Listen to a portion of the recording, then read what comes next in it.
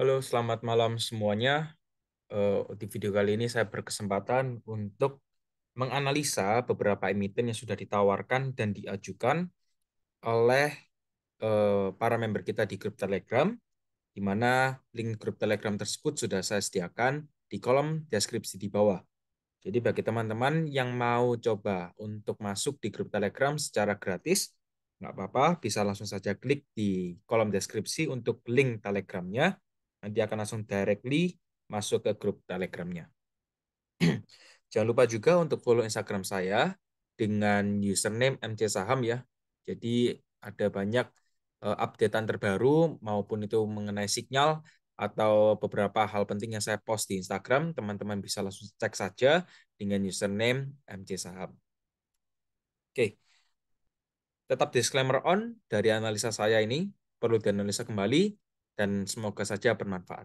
Kita langsung mulai. Di sini ada saham BRIS, di mana hari ini BRIS closing-nya di harga 15,85 dengan persentase minus 6,76%.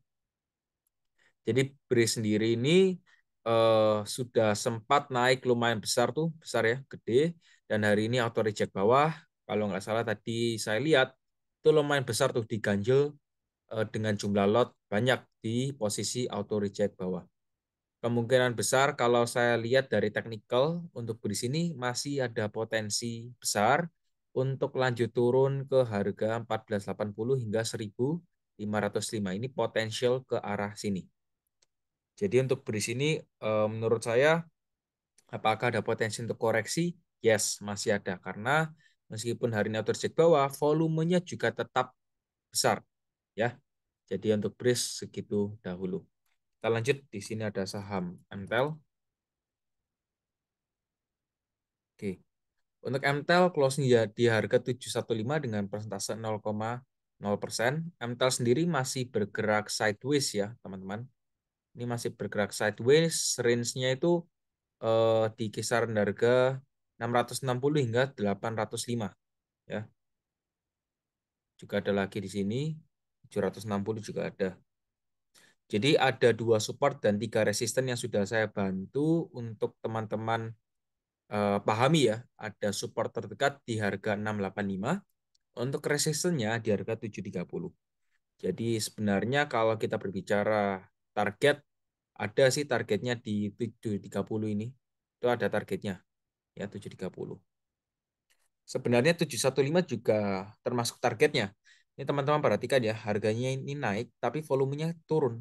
Nah, ini sedikit mengindikasikan bahwa ada potensi terjadinya reversal dahulu ya sementara. Kalau memang dia koreksi ya, sorry correction, kemungkinan target koreksinya ke support terdekatnya di harga 685. Tuh, untuk MTEL ya, simple. Lanjut, ada saham PNLF. Oke, untuk PNLF closing di harga 404 dengan persentase minus 3,81%.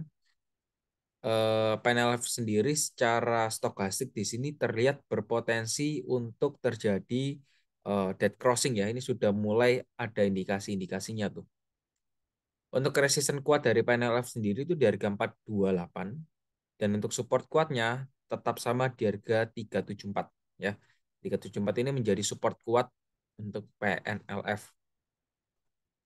Berhubung dia sudah berhasil breakout 428, namun closing-nya kembali turun di bawah 428, hal ini menunjukkan bahwa 428 ini tetap menjadi resisten untuk PNLF ya. Ini tetap menjadi resisten. Kalau memang dia koreksi ya, seumpamanya stochasticnya ini dead crossing, kemungkinan besar nih, kemungkinan besar PNLF ada potensi lanjut turun ke 374. Karena kenapa? Ini sudah kelihatan artinya rejection 2 kali. Gitu. Ya, ini price action, oke. Kita lanjut, di sini ada saham PNBN. Untuk PNBN closing di harga 1440 dengan persentase minus 2,04%. Nah, simpelnya seperti ini untuk PNBN ya. Ini simple, tapi harus benar-benar diperhatikan. Teman-teman perhatikan untuk PNBN di sini dari kondisi stokastiknya itu berpotensi terjadi dead crossing. Ya, bila memang terjadi dead crossing, otomatis harganya kan akan turun. Nah, di titik itulah teman-teman harus benar-benar perhatikan apakah support 1400 ini sudah berhasil di breakout? Kalau memang belum di breakout, ya, harganya masih bertahan di atas 1400, boleh hold, ya, boleh di hold. Itu dari analisa saya, ya. Karena kalau memang 1400 masih bisa bertahan, ada potensi lagi untuk lanjut naik tuh ke 1555. Tapi menurut saya ini ada potensi sih untuk breakout 1400. Jadi kalau memang teman-teman perhatikan saja kondisi marketnya di PNBN ini, kalau memang harganya drop tembus 1400 ke bawah, boleh exit. Lanjut, ada saham BBRI. Oke, untuk BBRI closing di harga 4760. Nah, ini teman-teman perhatikan. Resisten di harga 4860 ini sudah berhasil disentuh, ya. Dan memang menunjukkan tuh harganya langsung drop. Ini kalau saya perhatikan ya, ini kan sudah terjadi swing high valid. Menurut saya ada potensi terjadinya koreksi nih. Either dia akan koreksi ke trend line atau malah breakout ya. Mungkin ya menurut saya ada potensi koreksi ke trend line dahulu. Ya, target trend line koreksinya mungkin bisa jadi di 4600 maybe 4500 di arah sanaan. Ya, 4550 di arah sanaan. Yang jelas ini trend line lumayan kuat nih, garis hitam ini ya. Trend line ini lumayan kuat. Oke, itu untuk BBRI. Lanjut ada saham ANJT. Oke. Untuk ANJT hari ini naik 6%, 7% ya. Dan volume ini sangat besar sekali ya. Volume hari ini sangat besar sekali. Teman-teman harus benar-benar perhatikan nih. Kalau secara teknikal mungkin akan saya bantu untuk bacakan saja ya. Bacakan indikatornya. Nah, ini sudah berhasil breakout. EMA 90, 34 dan 21 sudah berhasil di breakout. Jadi untuk ANJT ini sudah uptrend ya. ANJT ini sudah valid uptrend. Volume juga cukup tinggi meskipun naik 7% closingnya. Tapi ini mengindikasikan bahwa ANJT ini sangat kuat. Kita perhatikan di sini untuk ANJT by trade book ya, Pak, sorry. By trade book, perhatikan paling banyak transaksi itu terjadi di harga 715. Ya, dan hari ini sudah naik ke harga 765. Nah, ini teman-teman perhatikan, sudah banyak orang yang punya barang di bawah. Top broker menunjukkan top buyer ada DH dan top seller ada aset. Oke, lanjut ada saham BTPS. BTPS closing di harga 2380, sorry 2360 dengan persentase minus 1,26%. Nah, saya coba cek dari weekly chart. Oke.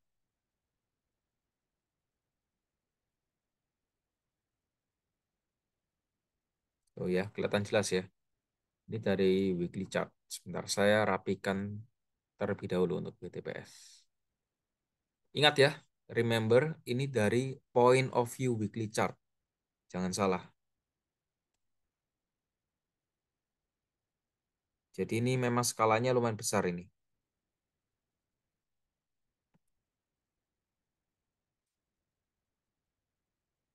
Oke. Sudah kelihatan ya, jelas bahwa ini merupakan breakout trend line. Ya, ini trend line kuat sudah berhasil di breakout.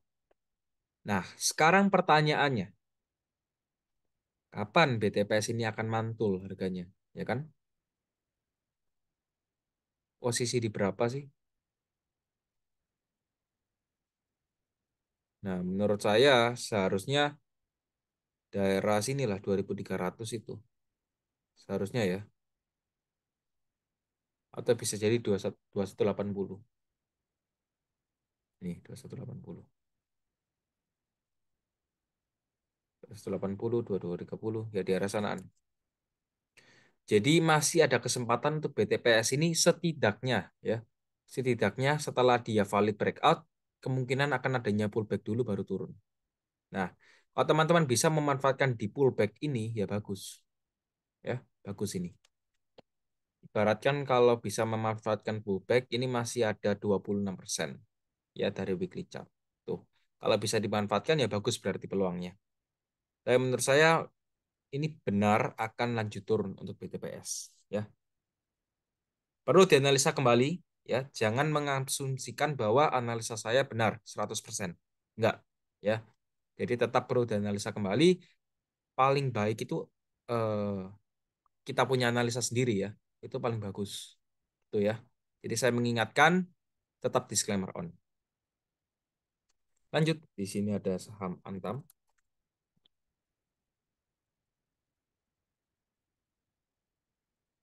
Antam closing di harga 2050 dengan persentase minus 1,44%. Antam sendiri masih bertahan di garis trendline ya. Jadi Antam ini masih bertahan di garis trendline, masih oke ya. Antam ini masih oke. Dan untuk Antam sendiri, kotak ungu ini merupakan demand area sebenarnya 2070 hingga 2100. Selama Antam closingnya nggak di bawah 1990, seharusnya masih aman-aman saja. Ya, kenapa? Karena ini merupakan trendline kuat. Tuh, kepantulnya cukup keras ini. Ya, satu, dua, tiga. Ya, kita tunggu. Apakah ini 100% akan terjadinya pantulan? No. Ya, nggak ada yang 100%. Ya, saya bisa yakin nggak ada yang 100%. Tapi gimana potensinya? Kalau memang dia mantul, ya seharusnya at least bisa ke sini dulu. Ya, seharusnya bisa ke sana dulu. Ya, dan yang perlu diperhatikan dari kondisi stokastik di sini sudah di area oversold. Jadi ada potensi terjadinya momentum yang bagus di sini. Itu sih untuk Antam ya. Lanjut ada saham Bull. Bull ini masih sideways. Hari ini closing di harga 146 dengan persentase minus 0,68%. Bull sendiri secara stokastik di sini terlihat dead crossing ya. Jadi ini sedikit berbahaya dari segi momentum ya. Kalau kita lihat without stochastic slow oscillator, ya ini seharusnya masih aman saja. Target pertama kita tetap di 160, target kedua tetap di 175. Karena kenapa? Kita harus ketahui sendiri bahwa ya inilah bermain atau membeli saham yang sedang sideways ya. Jadi pergerakannya ya kurang lebih di range-range itu saja. Tuh. Ada kalanya breakout, tapi masuk lagi ke kotaknya. Sama, ini juga breakout. Ya semoga saja kita harapkan bisa masuk lagi ke kotaknya. Bisa di 160 atau 175. Ya, kita harus pintar-pintar untuk mengambil keputusan dan tunggu timing yang tepat untuk exit. Ya, apakah sekarang exit? No, ini masih belum waktunya exit. Karena kenapa? Alasannya masih di kotak ungu harganya. Itu alasannya. By time frame 4H, nah, ini juga kelihatan berpotensi dari crossing. Nah, ini teman-teman harus perhatikan ya. Harus diperhatikan, harus diperhatikan. Waspada ya, waspada itu nggak ada salahnya. Lanjut, ada saham MDKA. Oke, MDKA hari ini minus 3,35%. Ya, minus 3,35%. Oke, ini sudah kelihatan jelas terjadinya swing high valid. Hari ini closing di harga 4610. Ini merupakan garis support yang kuat di harga 4500 dan juga ini menjadi titik support psikologis ya. Namun hari ini malah koreksi. Nah, sebenarnya apa sih tujuannya MDKA ini koreksi? Nah, ini baik kita bisa cari tahu. Yang jelas ini sudah ada trend line ya, connect the dots 1 2. Kalau memang ini ya, teman-teman, suatu saat bisa terjadinya pola um, flag pattern ya. Kalau bisa terjadinya pola flag pattern, kita bisa ambil peluang ini. Kita bisa memanfaatkan peluang ini. Jadi apakah MDK ada potensi turun dulu? Yes. Kalau kondisinya dengan closing hari ini minus 3%, yes, ada potensi untuk turun MDKA. Kalau memang ini membuat suatu flag pattern suatu saatnya, ya maka ada potensi besar tuh lanjut naik. Bisa jadi lanjut naiknya ke 5.800, 6.000, bisa jadi. Itu bisa jadi, ya sangat mungkin. Nah, kita masih tunggu saja ketika nanti form ini sudah terbuat dengan jelas, kita bisa kesimpulkan bahwa ini membuat pattern apa, kita bisa putuskan apakah kita akan entry atau exit. Ya, tentu saja akan saya pandu, terutama yang di grup prioritas. Tapi kalau teman-teman bisa saja request di YouTube kita, nanti akan saya bantu untuk jelaskan. Ya, mungkin segitu dahulu pembahasan saya. Semoga saja bermanfaat. Mungkin cukup singkat untuk video hari ini, tapi semoga saja ya informasi yang didapatkan sekalian bisa masuk ya. Mungkin segitu dahulu, sampai jumpa.